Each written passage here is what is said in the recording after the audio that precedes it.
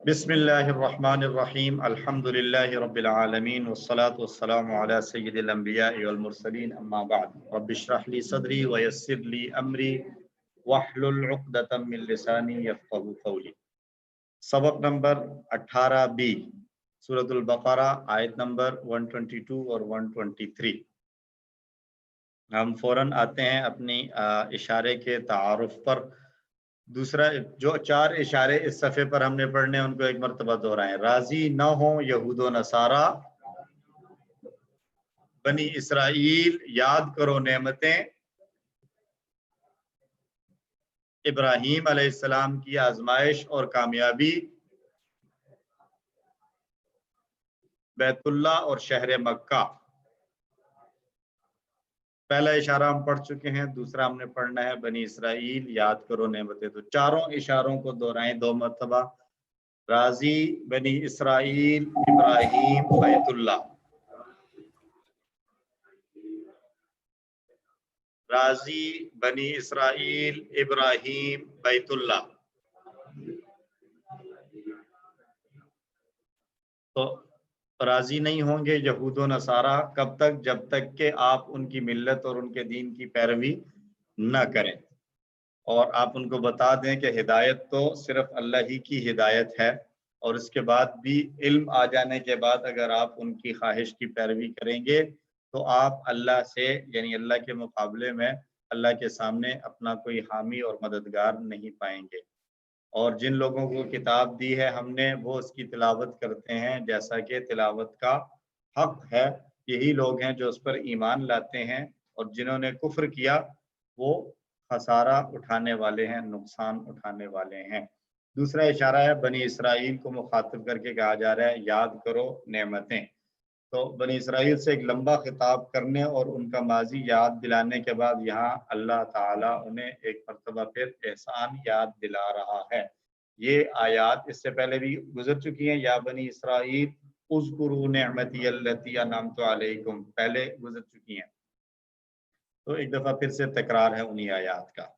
تو دوسری تمام قوموں کے مقابلے میں اللہ نے بنی اسرائیل کو منتخب کیا، اور ان پر اللہ کا یہ بہت بڑا انعام اور احسان بھی تھا، لیکن اس کے ساتھ ساتھ ایک ذمہ داری بھی تھی کہ اللہ کے پیغام کی پیروی کریں۔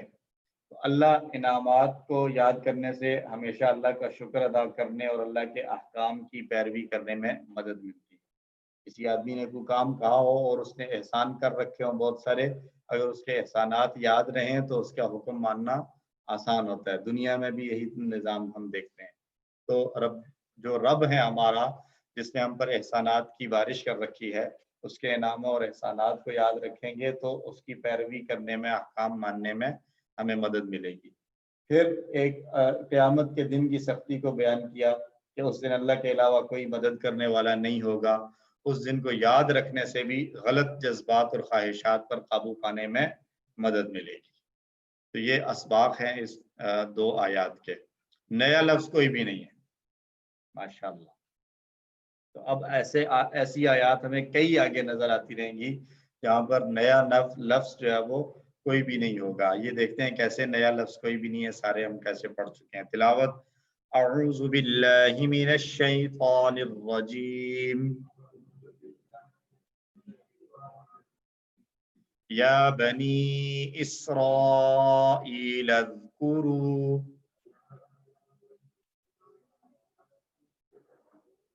نعمتی التی انعمت علیکم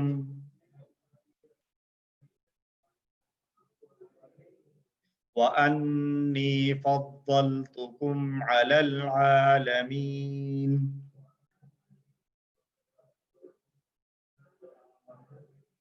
اے بنی اسرائیل، تم یاد کرو میری نعمت کو جو میں نے انعام کی تم پر، اور یہ کہ میں نے تمہیں فضیلت دی زمانے پر۔ تو یا اے بنی اسرائیل اذکرو، تم سب یاد کرو۔ سارے لفظ پڑھے ہوئے ہیں، جہاں لگے کہ یہ نہیں پڑھا ہوا تو بتائیں مجھے۔ نعمتی، میری نعمت، پوری آیت پڑھی ہے، تو پوری آیت پڑھی ہے۔ نعمتی، میری نعمت، التی، جو انعمت علیکم، میں نے انعام کی تم سب پر، وَأَنِّي اور یہ کہ میں نے فضیلت دی تم سب کو علی العالمین تمام زمانوں پر یا زمانے والوں پر فضیلت دی۔ تو بہت سے تاریخی واقعات بیان کرنے کے بعد اللہ تعالیٰ دوبارہ بنی اسرائیل کو اپنے احسانات یاد دلا رہا ہے۔ اس سے پہلے اللہ نے میثاق طور کی بات کی، طور کو اٹھا کر، اور اس سے پہلے جو ہے وہ بقرہ کا قصہ بیان ہوا، کس طرح کی ہو، گائے کیسی ہو، وہ ساری باتیں ہوئی، ان کے حالات واقعات، قتل کی بات کی گئی کہ انہوں نے قتل کر دیا، پھر اس کو دوبارہ سے جو ہے وہ سارے واقعات بیان کرنے کے بعد پھر اللہ یاد دلا رہا ہے کہ میرے انعامات اور احسانات کو یاد کرو۔ اللہ نے ان میں کئی نبیوں کو بھیجا، بنی اسرائیل میں ہزاروں انبیاء آئے، اور ان میں سے بعض کو بادشاہ اور حاکم بھی بنایا۔ ان کو یعنی نہ صرف یہ کہ نبوت بنی اسرائیل میں تھی بلکہ بادشاہت بھی تھی، تو حاکم بھی تھے۔ یہ سارے انعامات ان کی ذاتی محنت کی وجہ سے نہیں ملے تھے، اور نہ ہی وہ اس کے مستحق تھے۔ ہم ان کی حرکتیں دیکھ چکے ہیں، جو حکم آتا تھا اس کے آگے سے حجت بازی کرتے تھے، تو حرکتیں تو ایسی نہیں تھی کہ ان کو یہ سارے انعامات ملتے، لیکن اللہ رب العزت نے یہ صرف اور صرف اپنی رحمت اور فضل کی وجہ سے یہ سارے انعامات انہیں عطا فرمائے۔ تو اگر اللہ کے انعامات کو یاد رکھا جائے تو ہمیں اللہ سے قریب ہونے میں، اللہ کا مخلص بننے میں، اخلاص جو وہ پیدا کرنے کے لیے، اور اللہ کا فرما بردار بننے میں ہمارے لیے مددگار ہوتا ہے۔ اس لیے ہمیں بھی اللہ کی نعمتوں کو یاد کرتے رہنا چاہیے، ٹھیک ہے، اور ہمارا رواں جو ہے وہ اللہ کی نعمتوں، اللہ کے احسانات کے تلے جو ہے وہ دبا ہوا ہے۔ تو اللہ کے احکام کی پیروی کر کے اللہ کا شکر ادا کرنے کی بجائے وہ تکبر پر اتر آئے۔ جہاں کہیں کچھ باتیں مانی ہیں انہوں نے، تو وہاں پر بھی یہ نہیں کہ ہم نے نعمت کی شکر کے طور پر کیا ہے، بلکہ وہاں پر بھی احسان جتلانے والا انداز کہ ہم نے کیا۔ آج ہم بھی کچھ اسی طرح کا ہوتا ہے۔ ہمارے استاد کہا کرتے تھے کہ ایک دن جو ہے وہ 5 نمازیں اکٹھی پڑھ لیں تو دوسرے دن کی فجر کے بعد ہم اس انتظار میں ہوتے ہیں کہ ابھی تک فرشتہ کیوں نہیں نازل ہوا، 5 نمازیں ہم نے پڑھی ہیں۔ تو کچھ ہمارا بھی اسی طرح کا ایٹیٹیوڈ ہوتا ہے، تو تکبر پر ہوتا ہے۔ تو ہمیں ایسا نہیں کرنا چاہیے۔ کوئی بھی جو ہے وہ ہم اللہ کا حکم مانے تو اس پر اللہ کا شکر ادا ہو کہ اللہ تیرا شکر ہے کہ تو نے اپنے حکم کو پورا کرنے کی توفیق دی ہے۔ تو انہوں نے کیا کیا، اللہ کے پیغمبروں کا اور اس کے احکام کا مذاق اڑایا، اور اپنی بیکار رسموں اور خرافات پر فخر کرنے لگے۔ تو انہیں تو رسول اللہ صلی اللہ علیہ وسلم کے پیغام کو قبول کرنا چاہیے تھا، لیکن اس کے بجائے وہ آپ کے مخالف بن گئے۔ ہم اس سے کورس 4 میں ہم نے ایک حدیث دیکھی تھی کہ حضرت صفیہ رضی اللہ تعالیٰ عنہ ام المومنین ہے، ان کے والد بھی یہودی عالم تھے اور چچا بھی یہودی عالم تھے۔ جب نبی صلی اللہ علیہ وسلم نے نبوت کا اعلان کیا، دونوں ملنے کے لیے گئے، واپس آئے تو آپس میں بیٹھ کر بات چیت کر رہے تھے۔ تو چھوٹے بھائی نے بڑے سے پوچھا، ہاں بھائی بتاؤ تم نے کیا اندازہ لگایا، یہ کیسا ہے آدمی؟ تو بڑے والے نے کہا جی کہ باتیں اس کی بالکل صحیح ہیں، جو نشانیاں ہماری کتابوں میں آئی ہیں وہی ہے، یہ وہی ہے۔ تو چھوٹے نے کہا پھر اب کیا کرنا ہے؟ انہوں نے کہا جب تک میری جان میں جان ہے میں اس کی مخالفت کروں گا۔ تو ماننے کے باوجود، سمجھنے کے باوجود، پہچاننے کے باوجود مخالف بن گئے، بجائے اس کے کہ اللہ کا شکر ادا کرتے۔ تو بنی اسرائیل کی طرح اللہ نے ہمیں بھی بہت سے انعامات سے نوازا ہے، بہت سے احسانات کیے ہیں، اور سب سے اہم انعام یہ ہے کہ ہمیں قرآن عطا کیا ہے اور ہمیں رسول اللہ صلی اللہ علیہ وسلم کی امت میں رکھا گیا ہے۔ یہ بہت بڑا انعام اور احسان ہے اللہ کا۔ تو ہمیں اس نعمت اور احسان کو یاد رکھتے ہوئے اللہ کے احکام کو بھی پورا کرنا چاہیے، اور رسول اللہ صلی اللہ علیہ وسلم کی بھی مکمل پیروی اور اتباع کرنی چاہیے۔ تو دوہرائیں ترجمے کے ساتھ، یا بنی اسرائیل، اے بنی اسرائیل، اذکروا نعمتی، تم یاد کرو میری نعمت کو، التی انعمت علیکم، وہ جو میں نے انعام کی تم پر، وانی فضلتکم، اور بے شک یہ کہ اور یہ کہ میں نے تمہیں فضیلت دی، علی العالمین، تمام زمانے والوں پر۔ دوسری آیت کی تلاوت کریں جی۔ اعوذ باللہ من الشیطان الرجیم، أعوذ بالله من الشيطان الرجيم واتقوا يوما لا تجزي نفس عن نفس شيئا ولا يقبل منها عدل ولا تنفعها شفاعة ولا هم ينصرون۔ اور ڈرو اس دن سے بدلہ نہ ہوگا کوئی شخص کسی شخص کے لیے کچھ اور قبول نہ کیا جائے گا اس سے کوئی معاوضہ، اور نہ اسے نفع دے گی کوئی سفارش، اور نہ ان سب کی مدد کی جائے گی۔ واتقوا، اور تم سب ڈرو، اتقا کا ٹیبل ہم کر چکے ہیں۔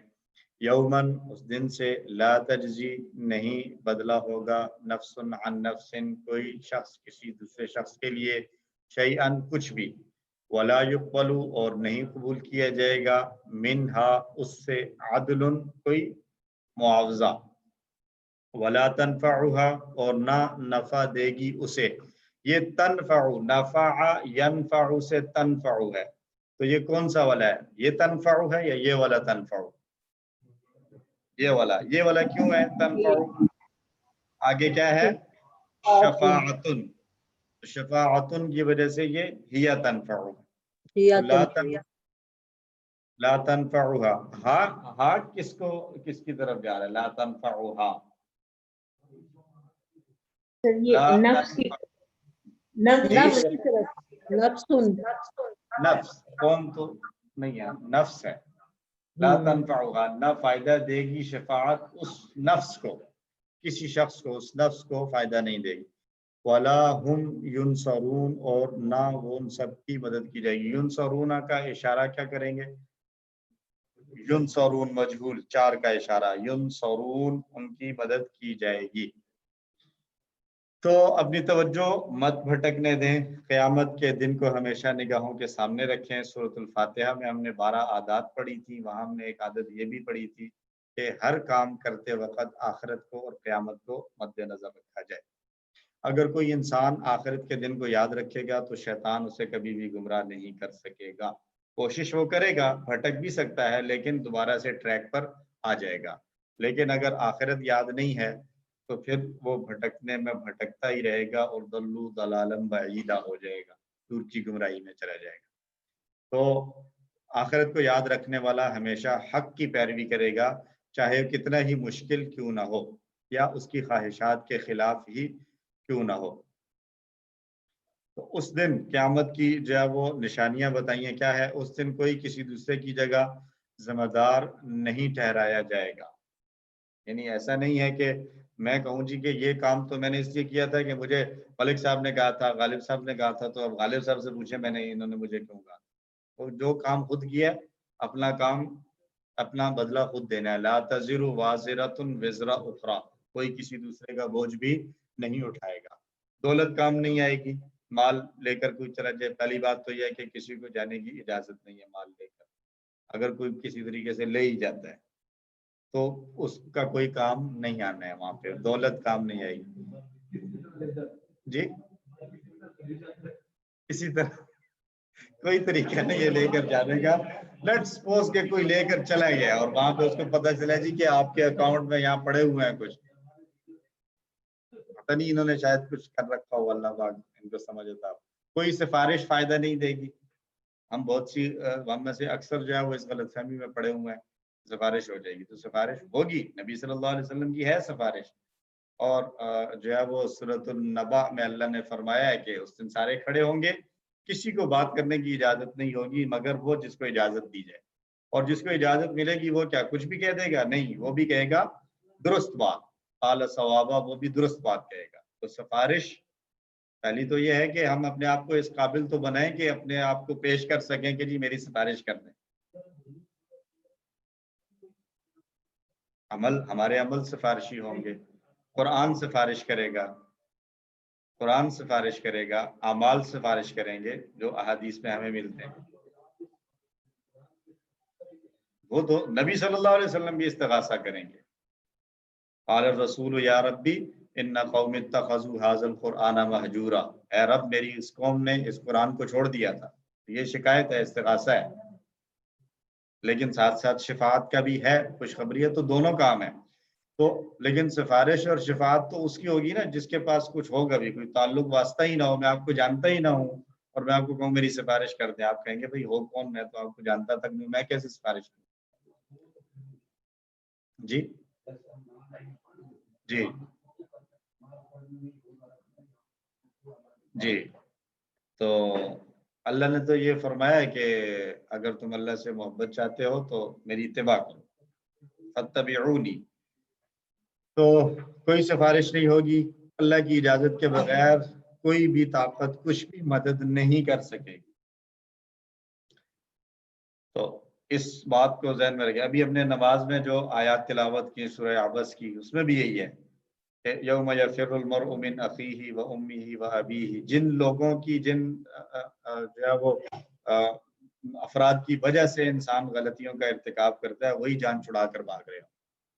تو ابھی جیسے ہم نے پہلے بات کی کہ دوسروں کی دنیا سنوارنے کی خاطر اپنی آخرت کو نہ بگاڑا جائے. تو حدیث ابو ہریرہ رضی اللہ عنہ روایت کرتے ہیں نبی صلی اللہ علیہ وسلم سے، آپ صلی اللہ علیہ وسلم نے فرمایا یقبض اللہ الارض یوم القیامہ ویطوی السماء بیمینہ ثم یقول انا الملک این ملوک الارض.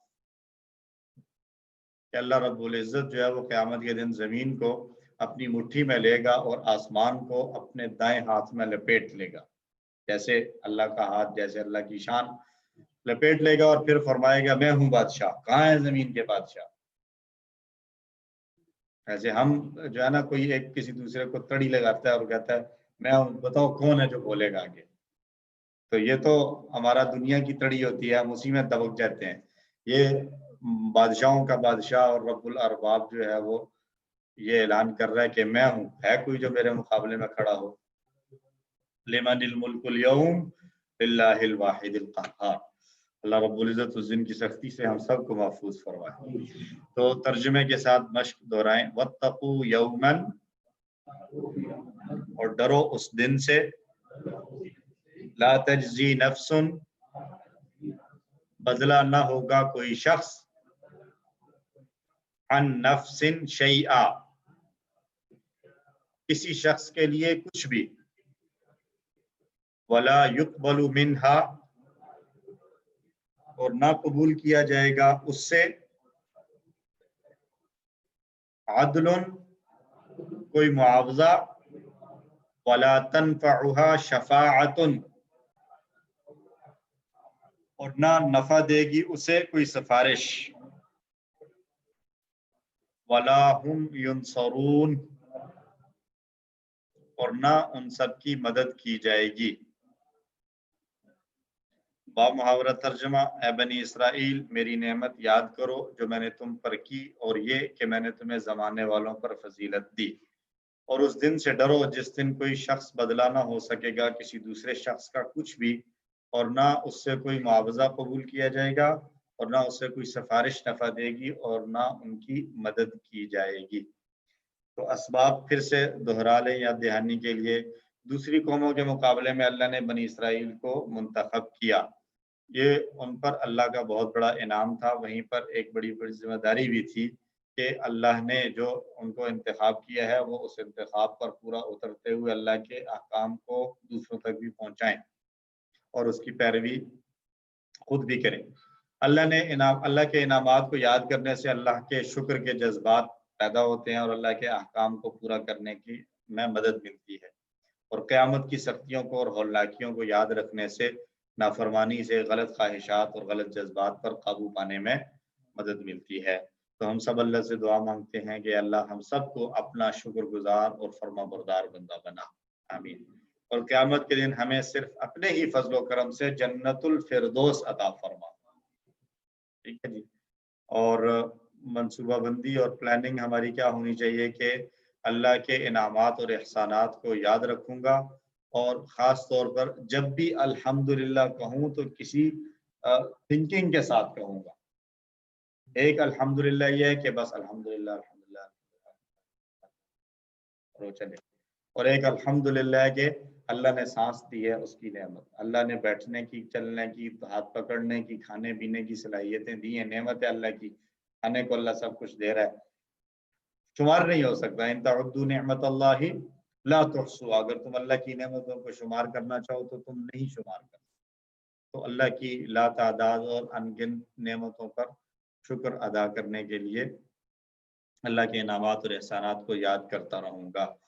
اسماء اور افعال کو دیکھیں تو پہلا اسم ہے نعمہ، نعمت. تو نعمت واحد ہے، اس کی جمع استعمال ہوتی ہے نعم.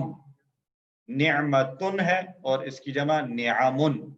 نعمتن کی جمع نعمن، نعمتیں.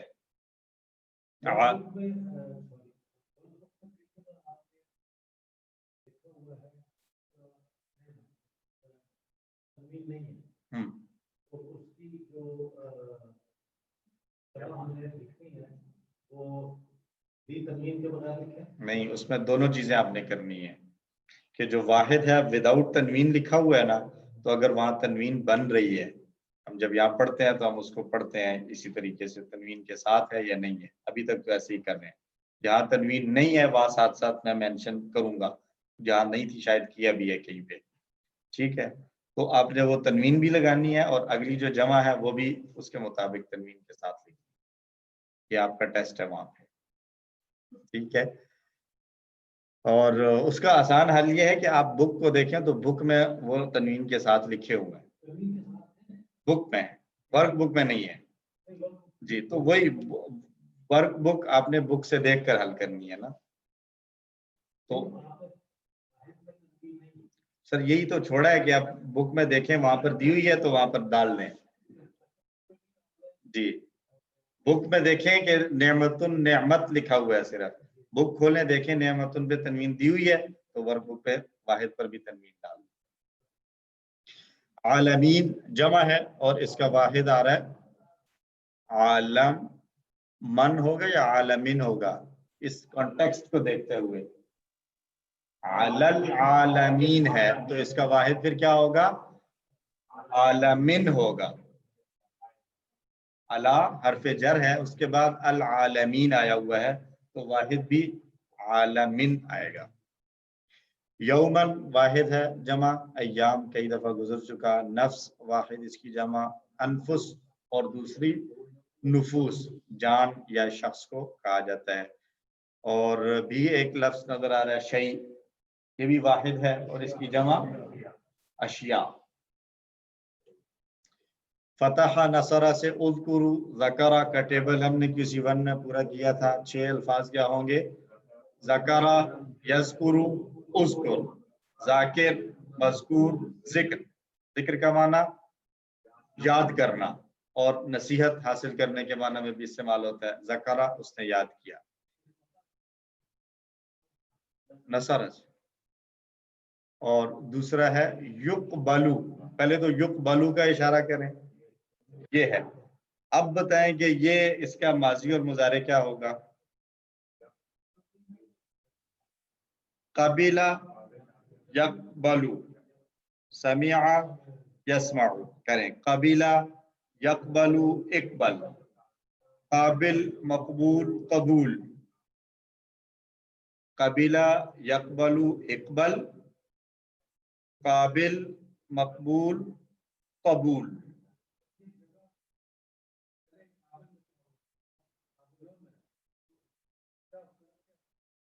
دیکھیں پہلے ہم آپ کو چھوڑ رہے تھے، ہمیں زیر زبر میں نہیں پڑھ رہے تھے نا کورس 4 تک. ہم اس پر فوکس نہیں کر رہے تھے کہ یہاں زبر کیوں آ رہی ہے، زیر کیوں آ رہی ہے پیش. اب کر رہے ہیں نا، فاعلن ہے، زیدن ہے، زیدن ہے، زیدن ہے. تو اب یہاں نہیں ہے، بک میں ہے. کچھ چیزیں آپ لوگوں کو مطلب بیدار رکھنے کے لیے چھوڑی گئی ہیں. جی ٹھیک ہے.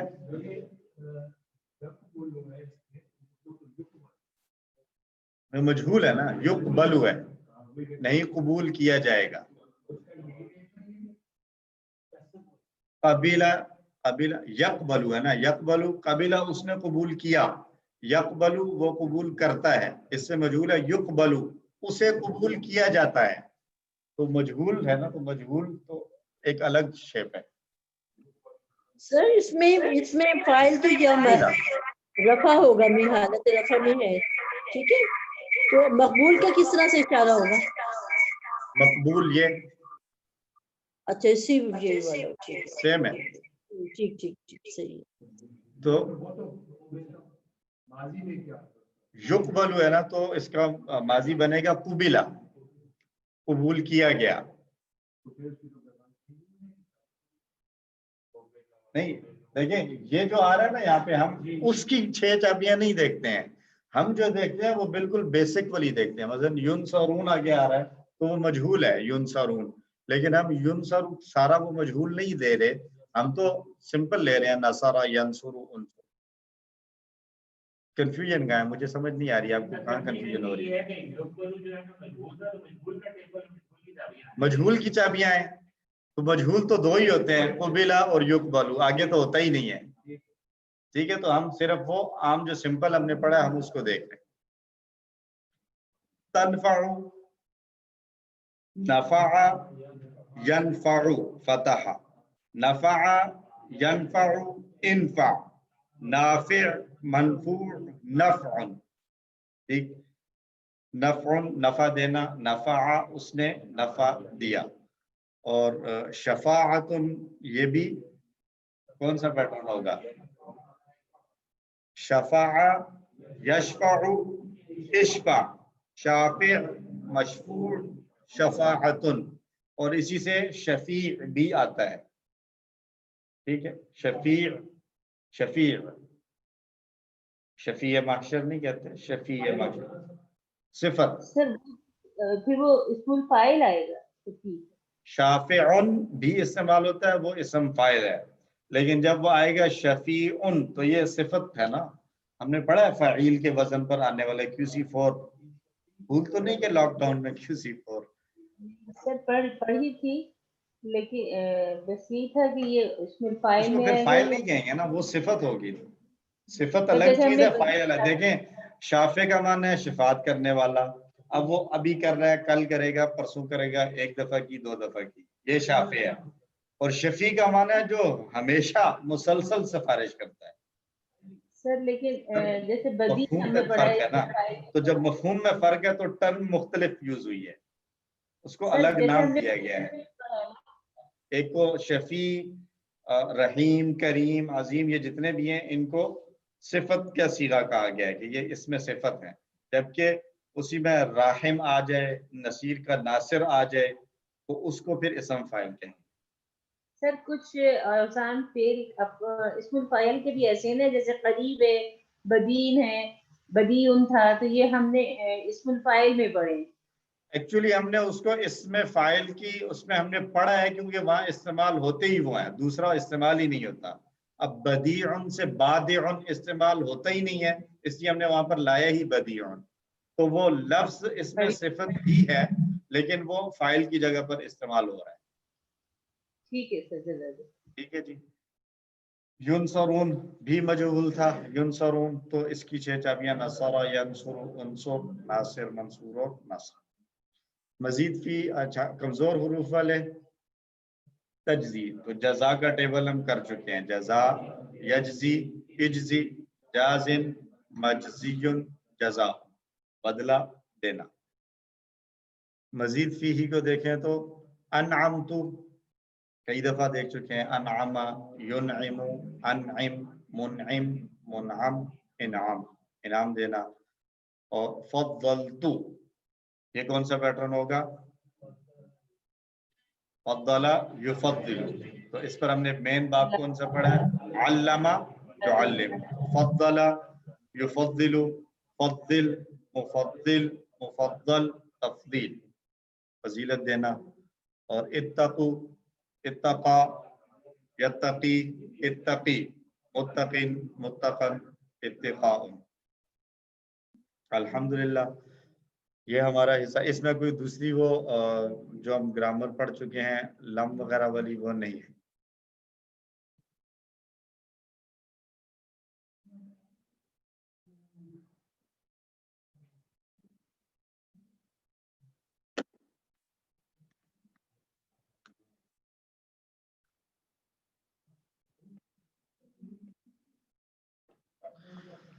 ہم چلتے ہیں ڈائریکٹلی اپنی آج کی گرامر پر. ہم ابتدائی باتوں کو چھوڑ کر آگے چلیں گے کہ ہم کر چکے ہیں 4 جملوں کو ایک ایک بار دوہرا لیں. اللہ غفور،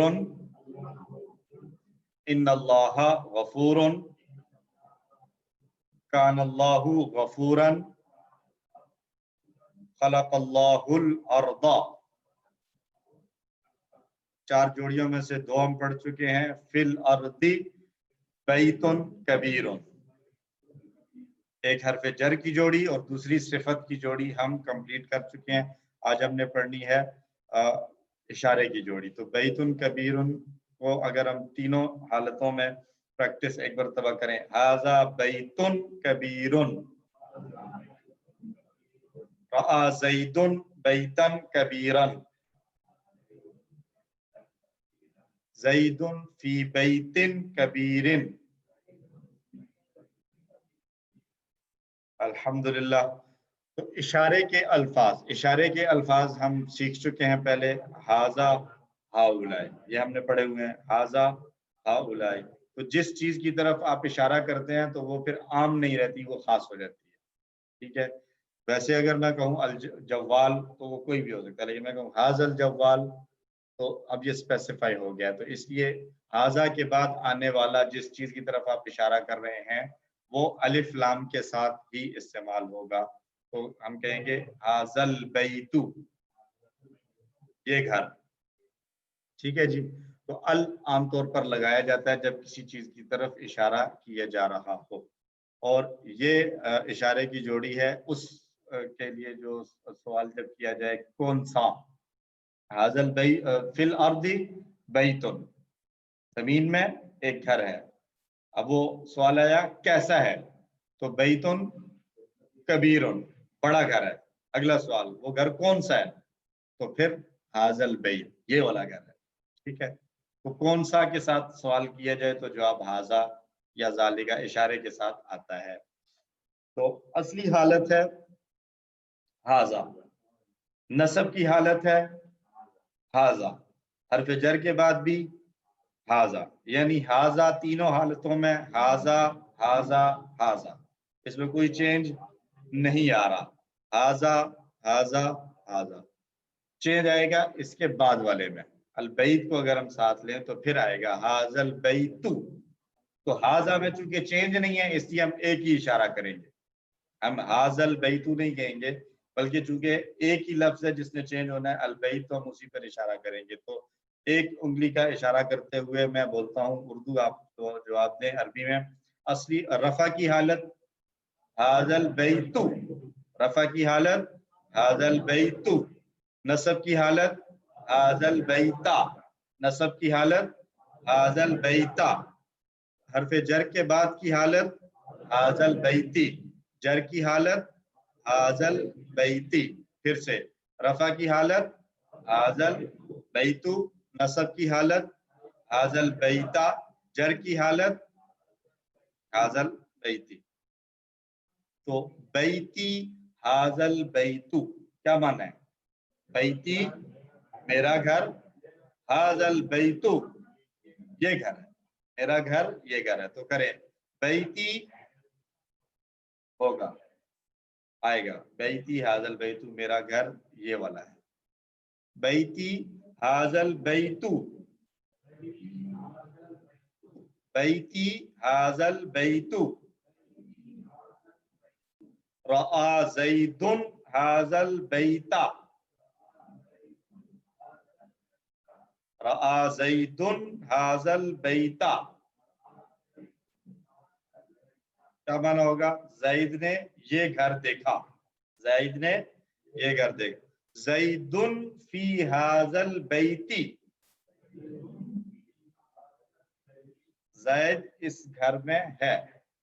پھر دہرائیں بیتی ھذا البیت، رأى زید ھذا البیت، زید فی ھذا البیت. الف لام اور المسلم کے ساتھ جو ہے وہ اشارہ اسی طرح سے آئے گا جیسے البیت تھا. تو آئے گا ھذا المسلم. سر ایک question please. جی سر یہ بیتی حاضل بیتو، تو اس میں میرا گھر یہ گھر ہے کہیں گے، جملے کا مفہوم جی آئے گا؟ جی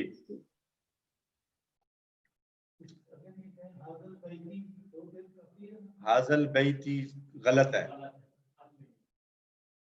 حاضل بیتی غلط ہوگا، حاضا بیتی یہ ہو سکتا ہے، لیکن وہ بھی ہم نے نہیں پڑھا ہے، وہ آگے آئے گا تو پھر بات تفصیل سے دیکھیں گے۔ تو حاضل مسلم، حاضل مسلم، حاضل مسلمہ، حاضل مسلمی۔ اب ان جملوں کو دیکھیں، جاء حاضل مسلم، یہ مسلمان آیا، رأى زید حاضل مسلمہ، زید نے اس مسلمان کو دیکھا، سمع زید من حاضل مسلمی، پھر سے دہرائیں، جاء حاضل مسلم، رأى زید حاضل مسلمہ، سمع زید من حاضل مسلم۔ اگر سنگولر تھا المسلم تو اس کے لیے ہم سنگولر یوز کر رہے تھے حاضا، پلورل آئے گا تو ہؤلاء آ جائے گا، تو یہ آ جائے گا ہؤلاء المسلمون، ہؤلاء المسلمون، اور ہؤلاء بھی حاضا ہی کی طرح ہے، ہؤلاء ہؤلاء ہؤلاء، ایک ہی اشارہ، مطلب ایک ہی رہے گا، اس میں کوئی تبدیلی نہیں ہے۔ تو المسلمون کے ساتھ جب ہم ہؤلاء کو ملائیں گے تو اشارہ ایک ہی پر آئے گا، ہؤلاء المسلمون، ہؤلاء المسلمین، ہؤلاء المسلمین، ہؤلاء المسلمون، ہؤلاء المسلمین، ہؤلاء المسلمین۔ اب جملے کے اندر رکھ کے جاء ہؤلاء المسلمون، یہ والے مسلمان آئے، یہ مسلمان آئے، جاء ہؤلاء المسلمون، رأى زید ہؤلاء المسلمین، رأى زید ہؤلاء المسلمین، سمع زید من ہؤلاء المسلمین، سمع زید من ہؤلاء المسلمین۔ اور اسی طرح دور کے اشارے کے جو الفاظ ہیں ذالکا اور اولئکا، وہ بھی اسی طرح آئیں گے، جیسے ذالک المسلم اور اولئک المسلمون۔ تو قرآن سے مثالیں دیکھ لیتے ہیں ایک دو، اوحینا الیک ھذا القرآن، ھذا القرآن، اوحینا ہم نے وحی کی، الیک آپ کی طرف، ھذا القرآن، ھذا القرآن، یہ قرآن ہم نے وحی کی آپ کی طرف، اس قرآن کو یعنی ہم نے نازل کیا، ان ھذا القرآن یہدی، بے شک یہ قرآن ہدایت دیتا ہے، اور اس سے آگے اور باتیں ہیں، یہدی للتی ہی اقوم۔ تیسری مثال ہے وَلَقَدْ، اور البتہ تحقیق، ضربنا ہم نے بیان کی، للناسی لوگوں کے لیے، فی ھذا القرآن اس قرآن میں، فی ھذا القرآن یہاں پر زیر کے ساتھ آ رہا ہے، من کل مثل ہر طرح کی مثال۔ یہ قرآن سے کچھ اشارے کی مثالیں ہوگی، پیش والی مثال قرآن سے نہیں دی ہے، تو میں بھی اشارے کے ساتھ جو ہے وہ کوئی ہمیں مثال مل نہیں سکتی۔ جی کس کا فائل ہے؟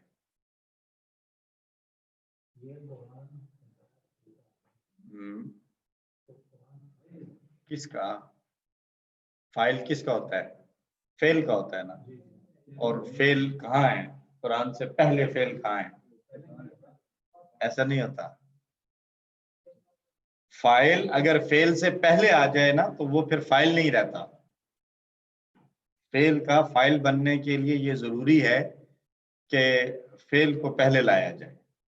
اگر آتا نا یہدی القرآن تو پھر تو فائل ہوتا، لیکن القرآن پہلے آ گیا تو اب وہ یہدی کے لیے جو فائل ہے وہ یہدی کے اندر چھپی ہوئی ضمیر ہے جو القرآن ہی کی طرف رہی ہے. لیکن گرامر والے یہ کہتے ہیں کہ جب فعل آیا ہے تو فائل اس کے بعد میں ہی آئے گا، اس سے پہلے فائل نہیں آ سکتا.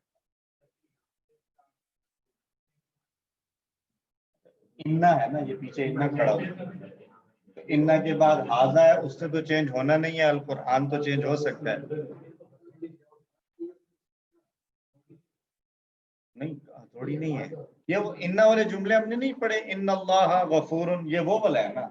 ان ھذا القرآن جاتی، تو ان اللہ غفور میں اللہ کو ہم کیا کہتے تھے؟ یہ کیوں منصوب ہے؟ اس کو ہم کہہ رہے تھے اسم ان اللہ غفور. اللہ نصب کی حالت میں ہے اور یہ انا کا اسم ہے اور غفور انا کی خبر ہے. تو وہ ہم نے سادہ جملہ پڑھا تھا. یہ تھوڑا سا آپ اس کو کہہ سکتے ہیں ایڈوانس لیول کا جملہ آ گیا ہے یہاں پہ مثال میں. تو چونکہ ہمارا فوکس القرآن کے لیے ہے صرف، اس لیے ہم آگے کو نہیں دیکھتے. ابھی کے لیے ہم اتنا یاد رکھ لیتے ہیں کہ انا ھذا القرآن جو ہے وہ انا کا اسم ہے اور یہدی انا کی خبر ہے. ابھی تک اتنا ذہن میں رکھیں. اب جب آگے چلیں گے تو مزید تفصیلات پڑھیں گے کہ یہاں پر انا کی خبر کیسی ہے. تو ہمارے دونوں سبق الحمدللہ ہوئے کمپلیٹ.